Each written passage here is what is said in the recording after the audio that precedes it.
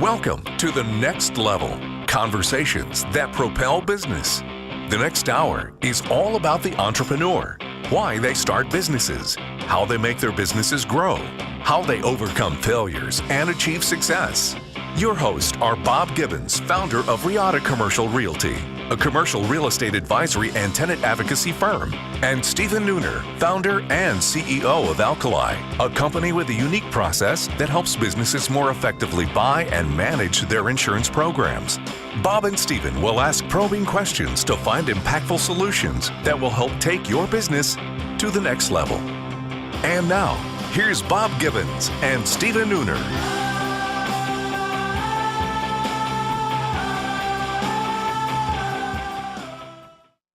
Welcome to The Next Level, conversations that propel business. I'm your host, Stephen Nooner. And this is Bob Gibbons, and we are here with another great guest this week. You are the first guest named Buck on our show, so congratulations, another first. Not many Buck Joneses out there, right? So Buck Jones with Pegasus Technology Solutions is our guest today. He's the founder and CEO. The company's only been around since about January of 2015, so about 3.5 years old, but already got 26 employees, growing rapidly. And Stephen, we got some amazing accolades here. I'm not going to read them all because we don't. It's only an hour show, but number 2 in Dallas Business Journal's Best Places to Work in 2017. And That's if that awesome. weren't good enough, now they have to go conquer the state. 2018 Best Company to Work for in Texas on that list. So I guess next year we'll be looking for the national Best Place to Work list. Ernst & Young Entrepreneur of the Year finalist last year, 2017. Dallas Business Journal's 40 Under 40 in 2012. And it goes on and on. So we're looking forward to learning more about Pegasus. Buck, Awesome. Welcome to the show. Thank you. Yeah, thanks Glad for to have having you. me. And you can find them at Pegasus Tech, Tech Solutions.com. Do you know how to spell Pegasus, Stephen? I do. Without looking at the paper? Yeah, pretty long URL. So we're actively looking to maybe buy the Pegasus.com, which is a boating company out of Florida. Really? Oh, wow. Yeah. So we'll see what happens with that. Probably a nice little check. I'm you'd sure. have to write. I'm sure it will. Amazing how often we hear that somebody's got the URL I really want. That's right. Well, we like to start off the show with wisdom from others. And so you provide us a quote that I've seen before. And it's interesting. I thought it was someone else that said it, but you said that it was the quote from Andy Dufresne. Yep, from from Shawshank. Yep. Shawshank Redemption. And the quote is, get busy living or get busy dying. Why is that important to you? Well, for me, right, I mean, I just love that movie. It's one of my favorite movies of all time. Anytime it's on, right, you're clicking through the channels. If it's on, It's awesome. I'm watching it the rest of the show. Yeah.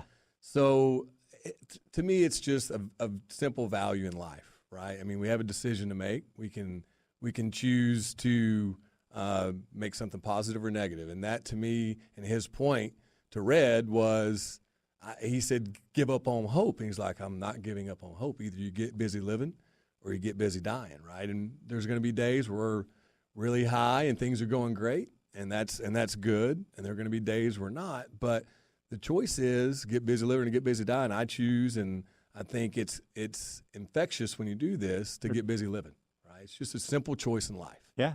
But I would make the case that it's a continual choice. Because Sure. I know I would like to say that I'm in that category, but there's some days I have to give myself a little kick in the butt and re-choose it. No, there's no doubt, which is great when you have that mentality, which is why I love the culture that we've created at Pegasus. We have, you're right, every day you're not going to come in and you're not going to be a 10 out of 10.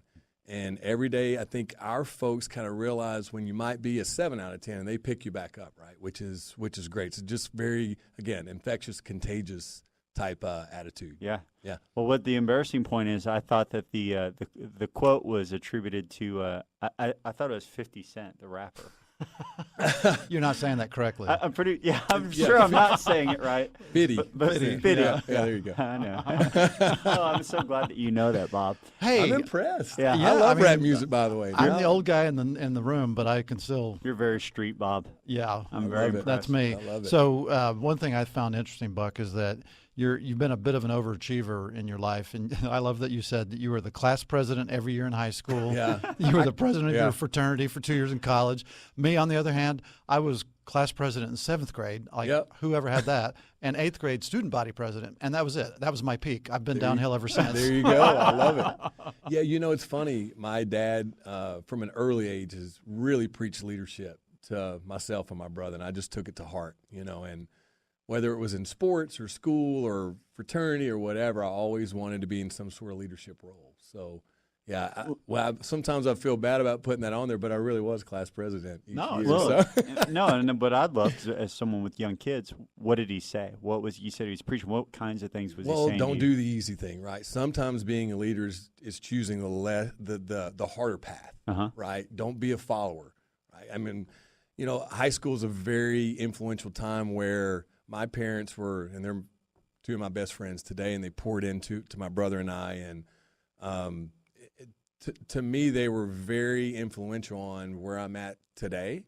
And it was, let's be honest, when you're in high school, you can get around friends that want to drink and do this and do that, and I didn't do it, but I still remained in the popular crowd, if you will, but I also didn't judge the guys I was with. It was just, I choose not to do this, and I think I gained respect from that, and that was a good building block for me as I went through the different stages of my life. But it was really just don't do the easy thing. You can be different. Do you have kids now? I do. Are you telling them the same things? I am, yes. Some look at me with deer in headlights, and I think some are getting it. But, I was going to ask if they liked it. Yeah, we'll see. Well, right? it's cool when you're also living it. So as a leader, let's put that in terms of business. What was your first job or first business that you ever created? Yeah, well, this is the first business I've ever created. My first job, well, at least after college, was selling paper, custom forms and labels. Oh. I was like Office Space? Yeah, pretty much. Yeah. You weren't Dwight Schrute, were you? Yeah, pretty much. But I quickly found I knew I wanted to be in sales. It took me a while to figure out what I wanted to do. To be honest, back up when I was in 6th grade, I got braces. I had a really good relationship with my orthodontist. So from 6th grade until my sophomore year in college, I wanted to be an orthodontist. I mean, I was hell-bent on being an orthodontist. I was touring colleges when I was a sophomore, junior, had it all mapped out, and I'll never forget North Texas. I'm sitting on, middle back row in a biology class, and it just hits me. I'm like, I have no idea. I do not want to look at teeth the rest of my life. I mean, it was just like, I do not want to. And then my wheels kind of shot off because I didn't really know what I wanted to do. And quickly I found I liked business. I loved people. So I always knew I wanted to be in sales. And that was my first job. Was it's hard in technology sales, right, to start in an outside position. So I just found whatever job I could get to get in front of people. So yeah, that was the first job I had, just selling custom forms and labels. And it taught me a lot. It taught me I didn't want to be in that industry for one, but yeah, I sold office supplies over the phone in San Francisco the summer between my junior and senior in high school, and oh my goodness, that was before we even knew the term telemarketing, and I knew I never wanted to do that again, just like I never want to be a busboy right? again. Yeah. And, yeah, I mean, there's a lot of things that are hard that are necessary, but that doesn't mean I want to do them again. Right. Yeah, that's right. That's right. Was it paper or parchment back then? You remember when God put something on the stone tablet? Yeah. I'm going to hit you upside the head with that. All right. So this is the first company you started. So it is. Yeah. What made you think you needed to start a company? Again, I think it goes back to always being a leader in some capacity, whether we're school or college, fraternity, and even the different jobs that I had. The old company I worked for sold early on, and then quickly moved up into a management role, and quickly moved up into an executive role, and began to really lead that company the last few years that I was there. And a couple of things, I knew I could do it. Number one. So there began to be a passion of really wanting to do something for myself. And I just saw a different market that particular company wasn't going after. Mm-hmm. And again, very blessed to be in Dallas-Fort Worth, where Amen. It's just so many companies here. I mean, this is the SMB market here is like enterprise in other markets. And so I saw a gap there. I saw a gap from a managed services perspective, which is part of the business that, call it 200-300 employees and below that we go after from a total source, outsource of IT. And it was just something that began to really stir in my heart that I want to go do this on my own. and it was no shot at them, right? My heart wasn't in it anymore, so in my opinion, I was even holding them back a little bit. So it was just time to go do something for myself. Now, you can be a leader in the company you don't own, which you clearly had Absolutely. achieved. Yep. So being a leader is one thing, but being a leader in your own company is a sort of a different animal. Yeah. So if you purely loved being a leader, I can kind of argue this two ways. In somebody else's company where you don't have to deal with all the headaches of being Sure. the owner, Yep. maybe you're a more effective leader Yep. and can devote more time to that. But on the other hand, you have more control as the owner of the business. So you obviously chose the latter. Yep. And it's only been 3.5 years, so it's And not part been of a long that's time. a challenge too, right? I always like to challenge myself. You can get, I think, stagnant in a position or in a job, right? So yeah, I would totally agree with that thought You had to process. get busy living. That's right. Get busy living. That's right. Nothing like jumping an airplane trying to build a parachute on the way down to wake someone up. That's right.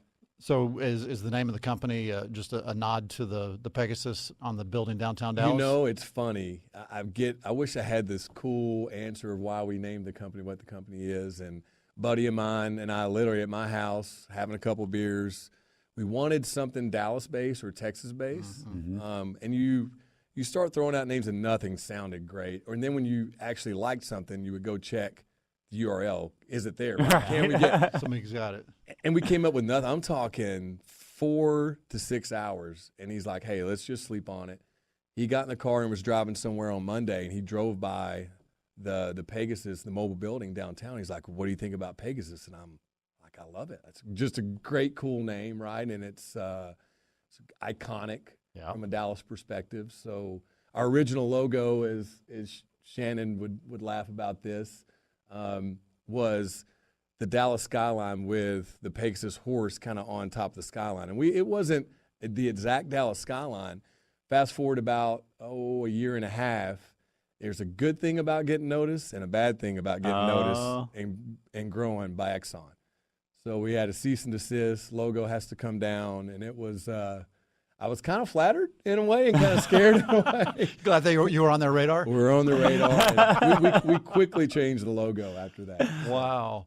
That is interesting. Yep. But the actual word Pegasus, you can't trademark that. That's right. That's correct. Yep. Interesting. Yeah. Well, yeah, I hadn't really thought about that. My company, I came up with the name of the company, and then I figured out an acronym that worked in my industry. That was a few years later. But anyway, well, we got to take a break. Okay. We'll be back in a minute. We're on 1190 AM. You're listening to The Next Level. Stick around.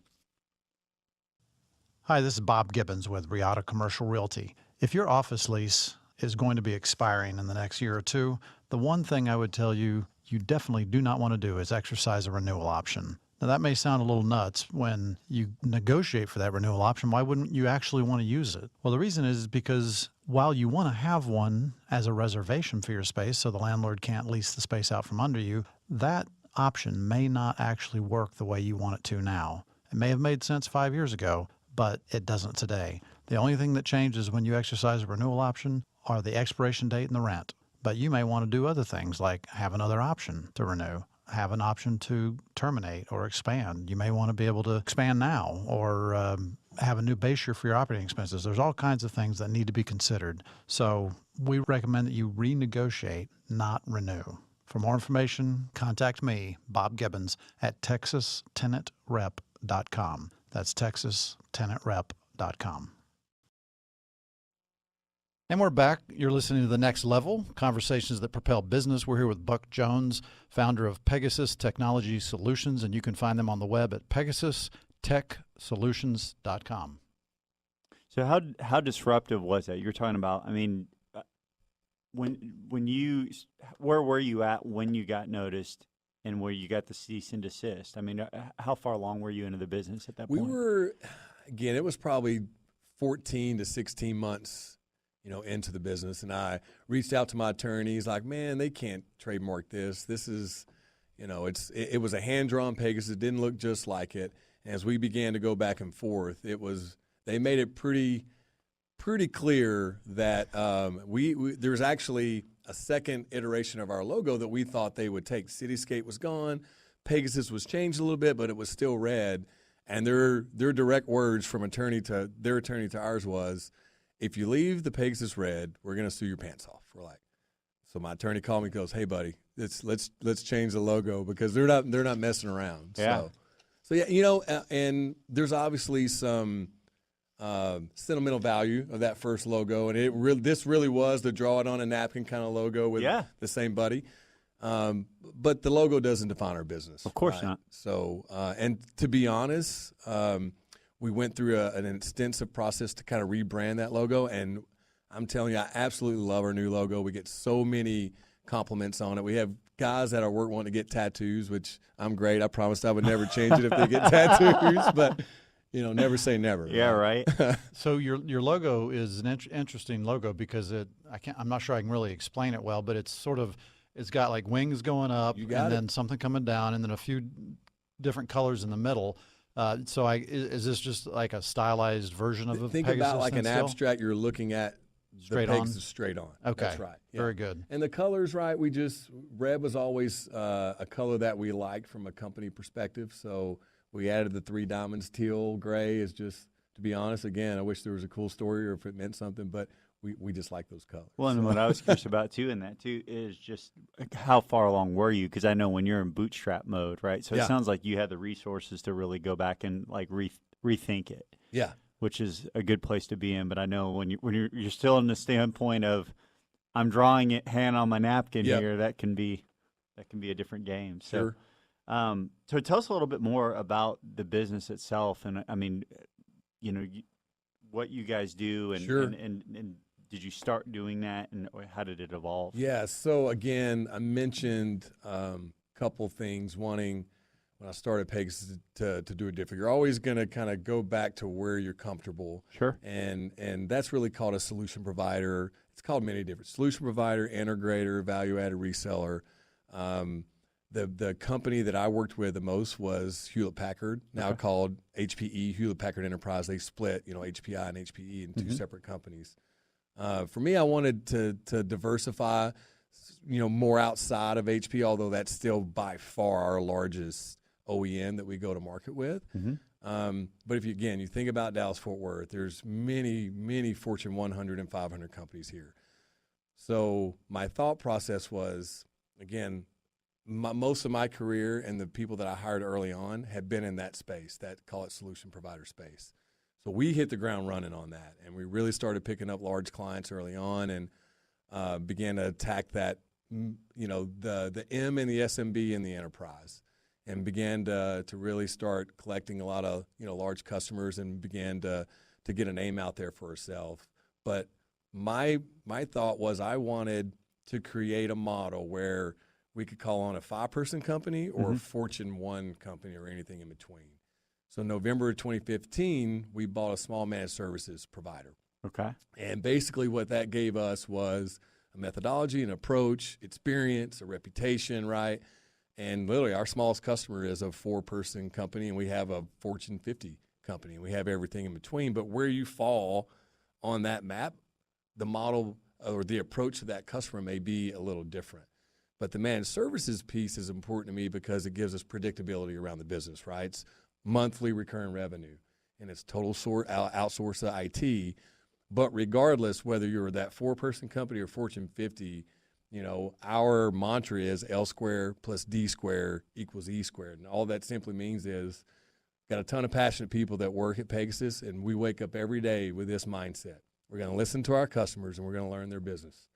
What are they trying to accomplish from a business perspective? We're going to take that, and we're going to design the right technology solutions that deliver business outcomes. And along the way, we create this elevated experience like none other. So whether, again, 5-person company or Fortune 50, that's still the mindset and the approach. But, do we want to go sell hardware to a 4-person company? To be honest, that's a waste of time, and it's probably a wasted investment for them.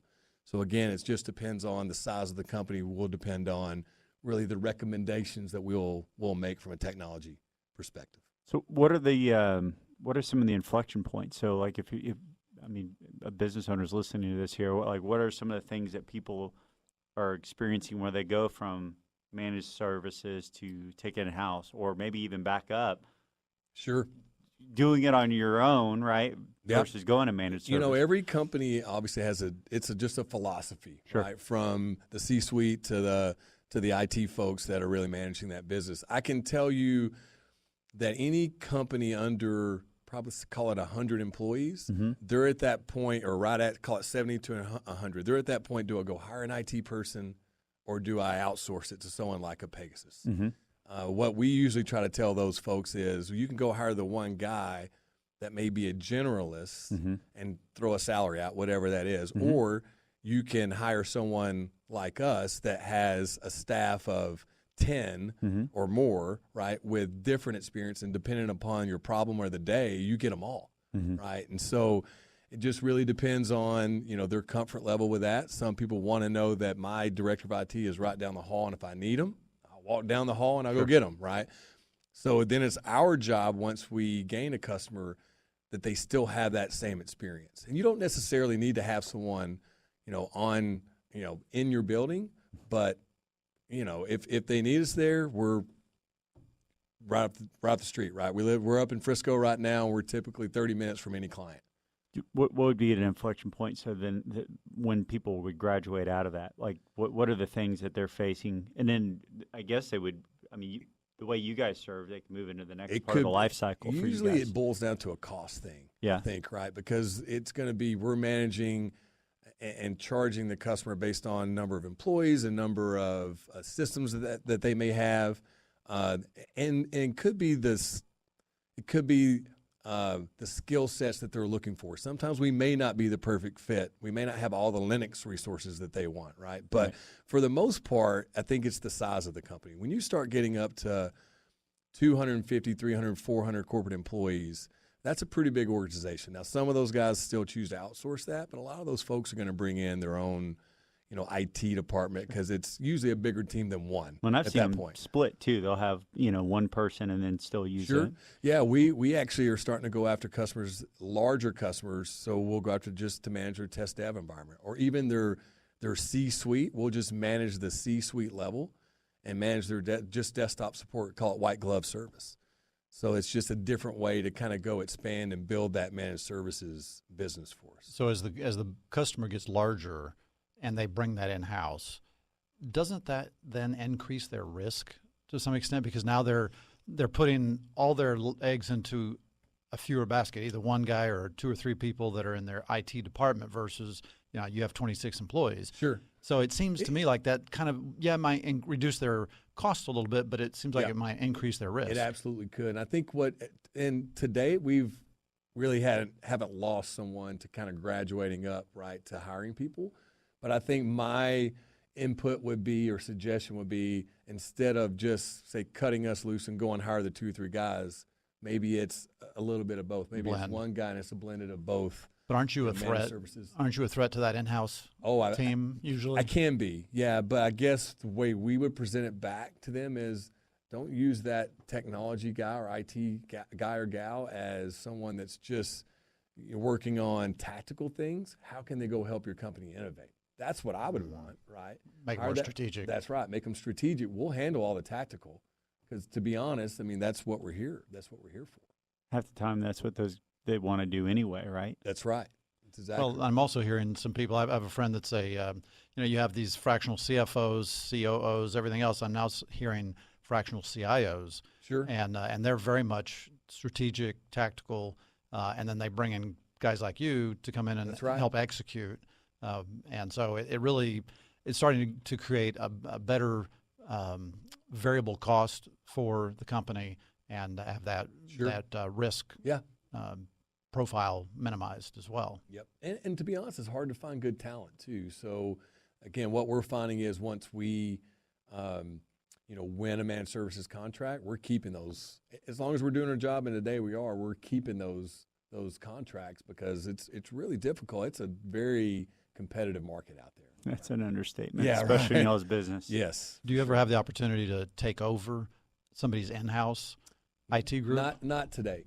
No, we haven't done that. You see, I think that would be an interesting idea, because if you're in a 5-person IT department of a company, what's your career path look like? It's pretty darn limited, right? Unless Depends you leave and on- go somewhere else. Or That's the, right. the Right. growth Yeah. of the company. Is, Sure. Yeah, but even still, but if they end up getting absorbed by you, well, now they have a whole That's right. opportunity to Yeah. grow and to Yeah. work not only on this same company's platform, but every other company's platforms. Sure. I think it makes a lot of sense Yeah. for somebody. Buck, I think Bob's creating a new line of I like revenue it. stream. I like the for way you. Get you're right on that, thinking. would you? Yeah. Yeah. Maybe I'll hire you. You can come help me do that. So. Well, just make sure you trademark. He's going to sue you to That's have right. you. Yeah, right. We're going to call it Riata Technology Solutions. That'd be hilarious. You don't want me around the technology. That's funny. Well, no, I mean, and actually, seriously, in a previous company I worked for, they took the top accountant in the company, the controller, Yep. and plucked him over and put him over my division.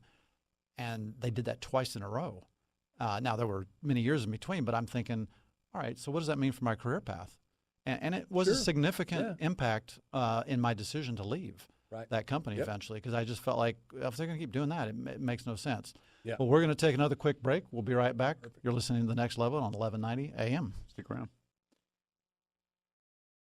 Hi, my name is Fern, and I've been an empowered team member at Alkali for over 5 years. I first learned about Alkali through an online job board and was intrigued to learn that Alkali was a Dave Ramsey endorsed local provider. But what captivated me was Alkali's mission statement, which is closely aligned with my own beliefs. So what's kept me at Alkali for over 5 years? First, Alkali's 5 core values match my own. Second, I've been empowered to use my unique abilities to impact our community, our clients, and Alkali. If you'd like to learn more about becoming an empowered Alkali team member, visit our website, alkaliservices.com. That's ALKALI services.com. Welcome back to The Next Level. We're here with Buck Jones, PegasusTechSolutions.com. So, Buck, in our last segment, you threw out a formula that we kind of breezed past because we were on another track real quick, but I want to come back to that. And your formula was L squared plus D squared equals E squared. Right. What are Bob's you, really bad at math. Are you Einstein? What are we talking about here? Yeah, it's funny. We brought all the executive team together about a year ago, and we almost have 2 separate companies in one. We have a solution provider and a managed services company all in one. So I struggle sometimes when people ask, well, tell me about Pegasus. And I'm like, well, I want to know Who are you? Who are you so I can, Yeah. I'll design the message differently. Well, it's hard to do, right? If I'm struggling as the founder, then what do you think everyone else is doing in the company? So we brought in a company that helped us really create a value prop message. And the goal was try to deliver a message that it really would touch, again, the 4-person company or the Fortune 50 company. And so it was just a lot of brainstorming, a lot of sticky notes, and my business partner, Terry McGill, was the one that said, what we do is we listen and learn and design and deliver solutions. That was just up there. And I think Shannon had said, our director of marketing had said, we create this elevated experience. And then it was, before you knew it, it was, well, how about listen, learn, design, deliver equals that elevated experience? And it was, well, that's L squared plus D squared equals E squared, right? And it was just things that we can brand and logo and put around the office. And the idea is so people would ask about it. Yeah. You put it on a T-shirt, you put it on this wristband, and hey, tell me about that. What is that? And again, it's competitive, right? What you guys do is competitive. In the technology world, it's competitive. To be honest, when we go and talk to a customer, we probably all kind of sound the same. So the way we try to differentiate ourselves is really passion, number one. Passion can come across the way you communicate, but it really comes across in how you work with a client. And that's really what this means. I mean, we are a bunch of passionate people that, if you look at the last line here on our mantra, it says it's personal. We care. And I like to say, we really give a crap. We really do. We care about their business. I love that. do. All right. Bottom line, we give a crap. Yeah. That's what matters. Yeah. So just to summarize then, so if you listen and learn about your client, you're going to be able to design and deliver a better system for them that will result in elevated experiences for them. Yeah. Is that right? System could be one thing, but solution is probably a better term to use, right? But yeah, system would be a part of that. And then the elevated experience, to be honest, is what we bring to the table from the time that we meet them. We're very relational. So we're very much about the relationship. When we find, I think a question that was asked was, well, who's your ideal client? Again, 4-person, Fortune 50, if you care about the relationship, we got you because we care about the relationship.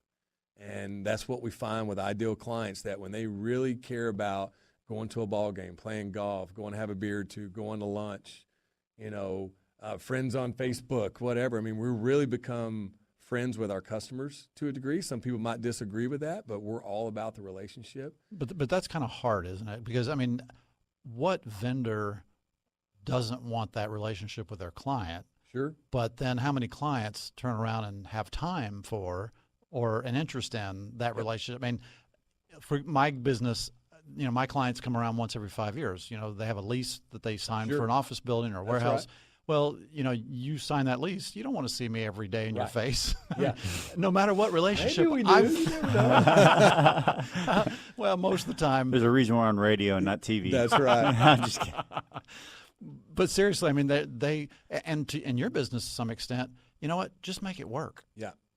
I don't need to see you every day. Some clients are just make it work, but we're probably a little different than you were. We're seeing our clients a lot more often, right?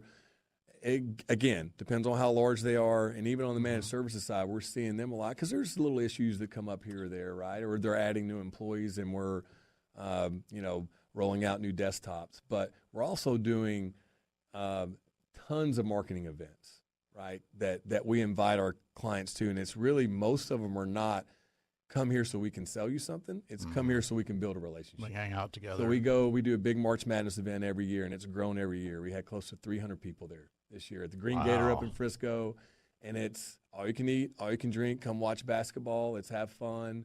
Sure, I mean, business typically gets talked, at some point with clients, but that's not our MO. If it happens, it happens. Same thing, we do a big event at the Colonial every year, Wednesday through Sunday, 13th hole, pack it out, right? And it's no presentations, no intent other than come watch some golf, hang out, have a few beers, and let's get to know you a little better. And they're usually bringing a kid or their spouse, so it's it's just kind of it gives us another way outside of work to really begin to know our clients. And you're right, it's hard, but this nothing's easy, right? That ends up being successful. So we look for, especially our account executives, our sales guys, to really be all about the relationship. Now, they need to know our products, and there has to be a strong work ethic, but we've just found, I've done this now for over 20 years, that the relationship, especially here in Texas, it means a lot. It does mean a lot. So you mentioned your sales guys, account reps. How were they going out getting that introduction from the beginning? Are you guys relying on cold calling, or is it all referrals? I mean, what is your method to get in? Combination of everything. So, again, very competitive. Cold calls I just think about the number of cold calls I get every day, and emails, and how effective they are. And they're not really that effective, right? So we do have a business development team and a very strong business development team that really kind of goes about it a different way. And it can be a little more social the way we do it, but we'll figure out if we want to go call on CBRE, name a client, right? And the ideal client maybe is the VP of IT, and we'll identify that person. We'll research them. We'll find them on Facebook, LinkedIn, you name it. We'll try to find mutual connections, and then we'll reach out to those mutual connections. How do you know so-and-so over at CBRE, and you mind putting in a good word for us? And it works sometimes, and sometimes it doesn't.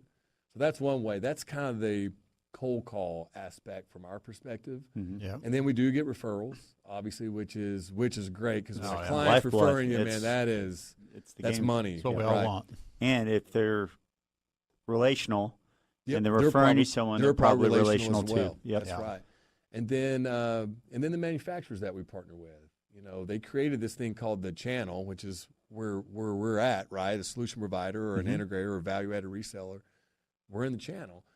Well, they created that because HP and Cisco and IBM, they don't have enough feet on the street to cover every client. So if you're doing a good job for them and you have the right methodology and approach and technical staff, and they know you'll execute, guess what they're going to do? They're going to hand you leads, and they have. And what we hope to do is reciprocity. We're going to not necessarily hand you a lead back, but we're going to go work a deal on your behalf that's tied to your account that you don't even have to step foot in there, and you get quota retirement for that. And it works, right? It ebbs and flows. Sometimes we're kind of doing more of the heavy lifting from a lead generation perspective, and sometimes they are. But it's a combination of all of that, and then just the marketing efforts that we do, the digital marketing, it's a collective effort all the way around to really to go after as much business as we can. At the end of the day, it's just a lot of hard work. It's just rolling up your sleeves and getting after it. So when you started the company in 2015, how many people did you have with you? Was it just you, or did you have a partner? I founded the company October 2014. I used kind of the last couple of months of 2014, banking relationships, HP authorization, distribution relationships. January, the second week of January, I had 3 employees that came over. Salesperson, a technical person, and kind of an account manager, an operational person. Okay. So it was really us 4 early on. So you started off with a salesperson from day one. So I was selling, and my business partner now, Terry, he was selling. So it was us 2 out selling, using one operational person to kind of help us from, just everything, just anything back office. And then the technical person was our solution architect, right? He's the guy that the customers really want to talk to. But right, the salespeople have to get him in front of the right people to make that. So as your sales started to create results, what grew fastest? Did you hire more salespeople? Did you hire more so it's funny. That's another really good question, right? So our first hire outside of what I call the first 4, me being in that 4, was a business development rep.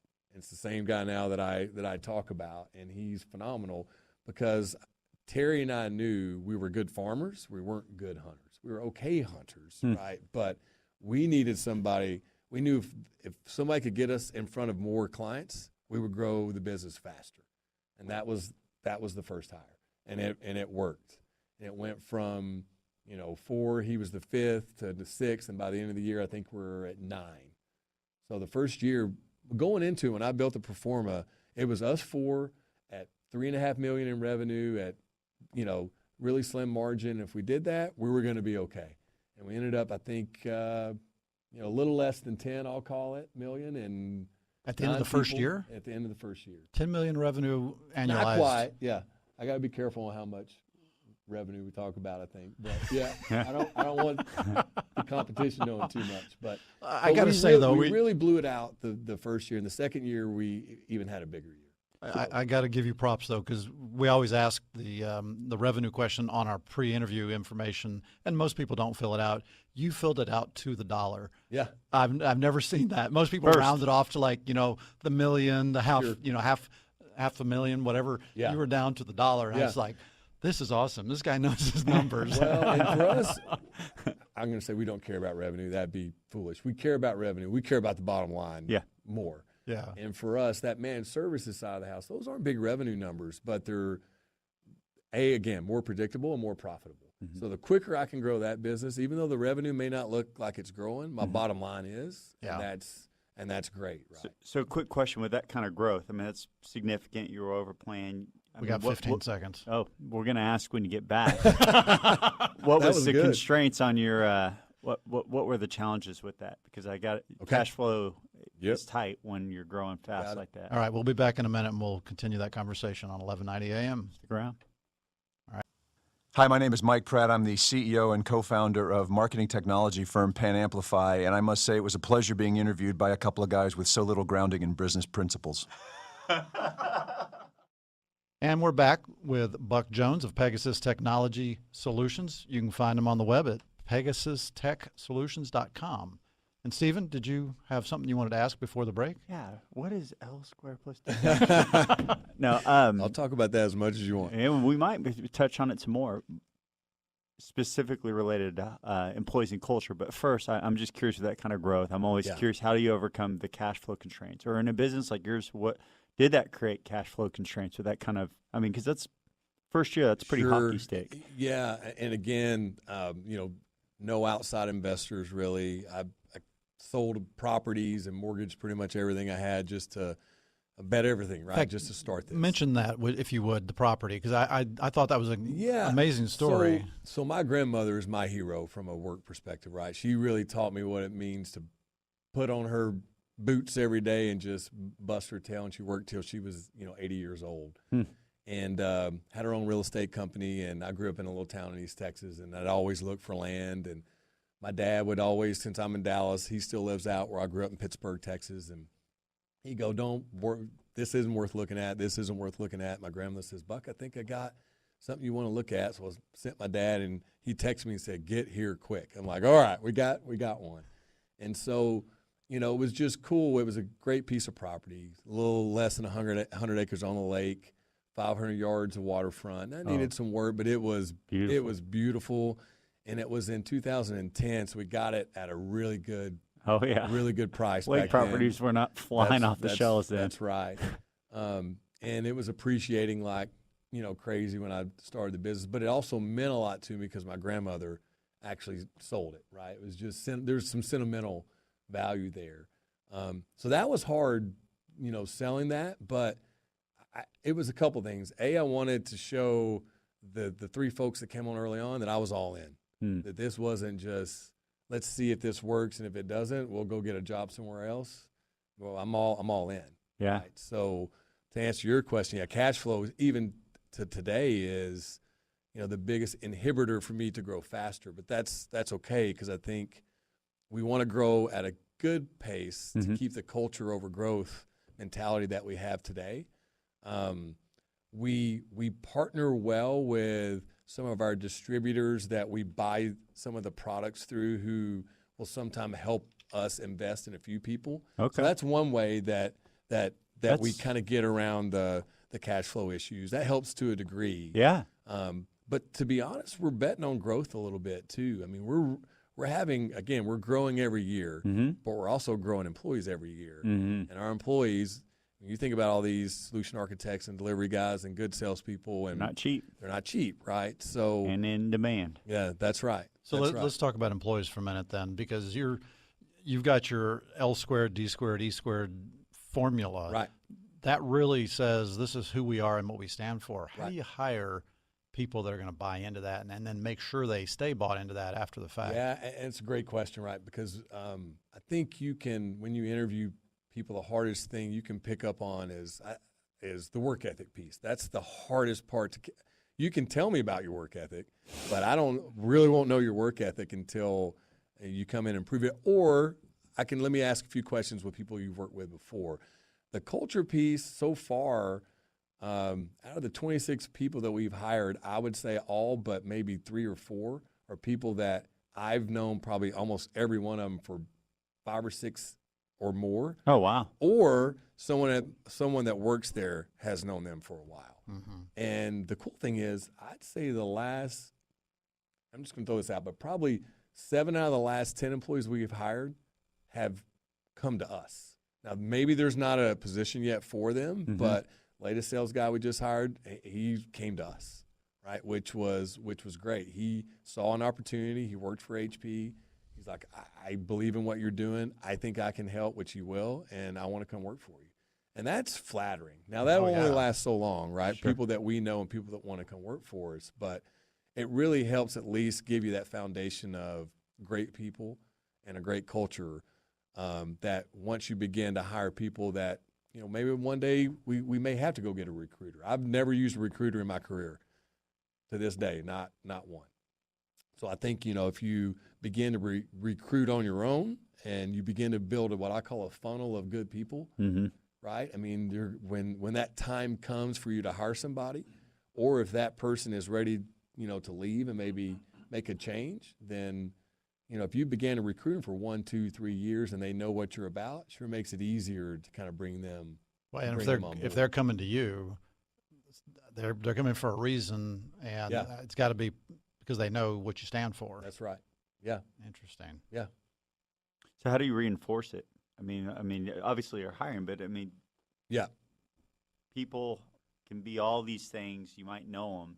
when people are put in situations where there's pressure, Sure. goal, how do you continuously mean the culture reinforce it? piece? Yeah, I the mean, culture. I mean, you guys won best place to be. What are y'all doing with that? And it's kind of we all reinforce it, which is the great part about it.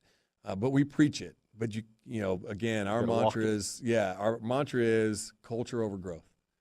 I want the thing that means to when I first started the business, it was culture and growth. They're the same. They mean the same. And then it was, culture may be a little bit more important. Now it is culture is more important than growth. It's culture over growth. Because if we get the culture right, the growth will come. And even if it comes in stages and flattens off, I'd rather have a good culture with a flat company than good growth and a bad culture. That's just my mindset. Yeah. Now I'm making a bet that if we have good culture, we're gonna have growth. Yeah. Right. We will. But to answer your question, it's really policed by everyone. We have guys again that they'll pick other people up, or we have culture isn't just let's go have fun. It's let's go work hard too. Mm-hmm. So our guys hold each other accountable, which makes the manager's job a lot easier. Right. That if you're not working hard enough, you get called out in a good way.